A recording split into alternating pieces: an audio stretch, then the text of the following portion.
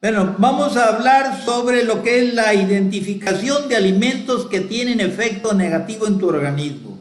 Sí, aquí los alimentos que tienen efecto negativo en tu organismo, sí pueden ser de dos tipos. Una puede ser por alergia, sí, quien no le causa alergia a alguna sustancia, algún alimento. Sí, entonces, por ejemplo, pueden salir, puede sentir que se le cierra la garganta, puede ser que lo haga estornudar, que le haga producir moco, si secreciones, puede ser que haya esa intolerancia, se manifieste, esa alergia, perdón, se manifieste, digamos, en una inflamación de la piel, sí, entonces ronchas, picazón, en fin, de diferente tipo. Y también pudiera ser hasta ampollas, ¿verdad? Por ejemplo, pues hay gente que cuando no le cae un alimento, no solamente puede suceder eso, sino que puede manifestarse la alergia como una diarrea,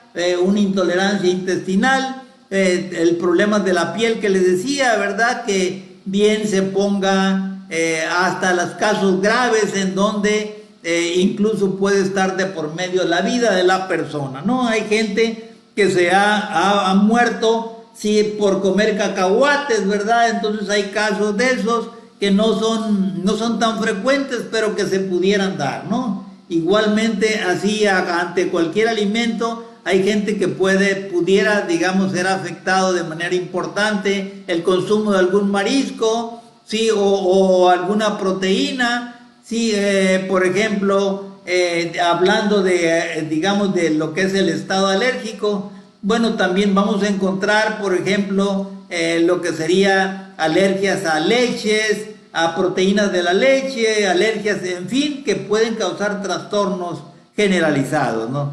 Y bueno, entonces ahora nosotros no nos vamos a meter con las alergias, ¿no? Que esos están a la vista, se aprecian, se ven, ¿no? No tienen ningún problema detectarlos, pero sí las intolerancias no se ven.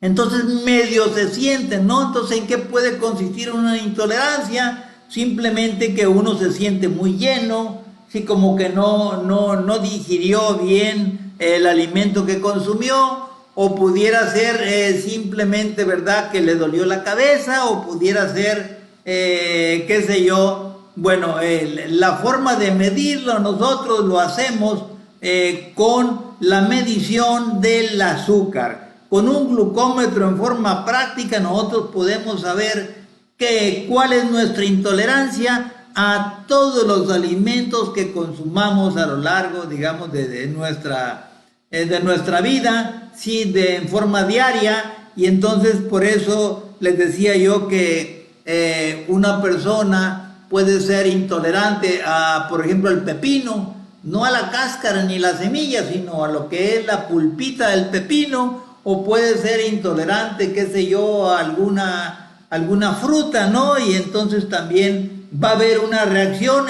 dentro del organismo, aunque no se vea por fuera, y entonces eso lo podemos medir con un glucómetro, sí, muy sencillo. Sería, para hacer la prueba de las intolerancias de alimentos, bastaría con hacer una medición con el glucómetro en un dedo, sí, y luego comerse un platito de esos reposteros, sí, con el alimento que vamos a probar, exclusivamente con ese alimento. Una vez comido ese alimento, sí, entonces a los 60 minutos se vuelve a medir con el glucómetro. Entonces cualquier diferencia hay que tomar en cuenta entre la medición antes de la comida del alimento que se está probando y la medición a los 60 minutos.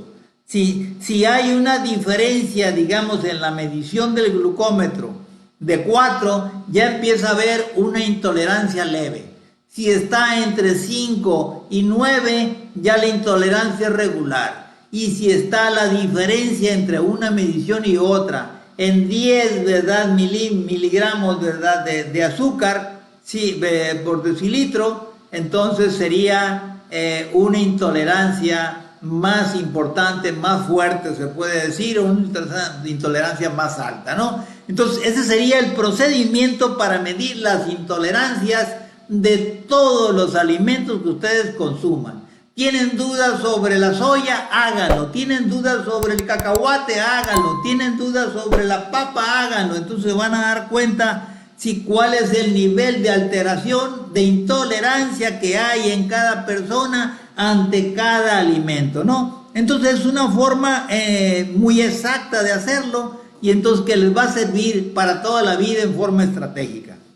Bien, entonces eso nos permite, por ejemplo, programar nuestra alimentación de tal manera que los alimentos que nos caigan muy mal, pues como nos gustan, pues seguirlos comiendo, pero quizá cada mes o cada 2 meses, o bien los que medio nos caigan bien o medio nos caigan mal, pues sí, por ejemplo, pudiera ser que los comamos una vez cada 15 días, no cada 2 semanas, o bien si la intolerancia es leve, pues no importa, ¿verdad? La podemos comer un día a la semana, no pasa nada, ¿no? Y así no nos restringimos en el consumo de muchos de los alimentos que nos gustan y que entonces vale la pena que tengamos un estilo de vida saludable, pero también tratando de cubrir nuestros requerimientos de gustos, ¿no? Y entonces de ahí la importancia de hacer este tipo de prácticas y de evaluaciones, y entonces vamos a obtener un conocimiento estratégico que nadie nos va a dar y prácticamente ningún laboratorio, ¿no? Es algo que nosotros lo podemos adquirir de esa manera. Ahora, supongamos para alguna persona que su vida es estar viajando, un día está en una ciudad, otro día está en otra, otro día en otra. Entonces, ¿cómo puede hacer si tiene problemas de intolerancias? Pues muy sencillo, hay una forma práctica sin cargar glucómetro, en donde por medio del pulso podemos tener una aproximación de cómo son las intolerancias. Muy sencillo, sería medirnos el pulso, por supuesto con 15 minutos por lo menos, digamos, de reposo previo, ¿sí? Y entonces nos medimos el pulso. Al medirnos el pulso, bueno, entonces lo registramos, ¿sí? Y luego nos echamos a la boca, digamos, una cucharada de un alimento que queremos probar, ¿sí? Y esa cucharada de alimento la masticamos durante 30, 60 segundos, ¿verdad? Y entonces vamos a, por lo menos 30 segundos, masticarlo, y sin tragar nada del alimento, colocarlo debajo de la lengua. Y entonces cuando tenemos intolerancia a algún alimento, inmediatamente va a haber alguna señal, digamos, del área sublingual a la sangre, y va a haber una respuesta, ¿no? Y entonces se nos va a acelerar el pulso, es la respuesta del organismo, y entonces después de haber hecho eso, a los 30 segundos, 60 segundos, volvemos a medir el pulso, y si el pulso está alterado, si igual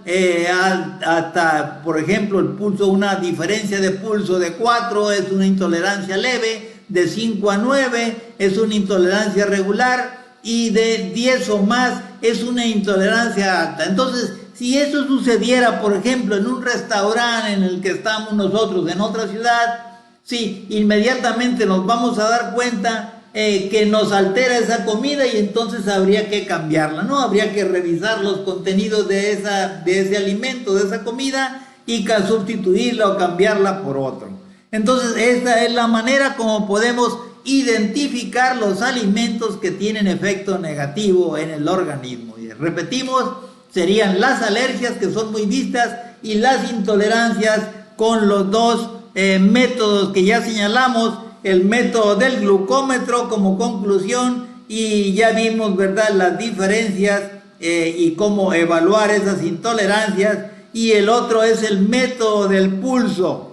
Sí, entonces, que ya hablamos también. Entonces esas serían las opciones para valorar las intolerancias.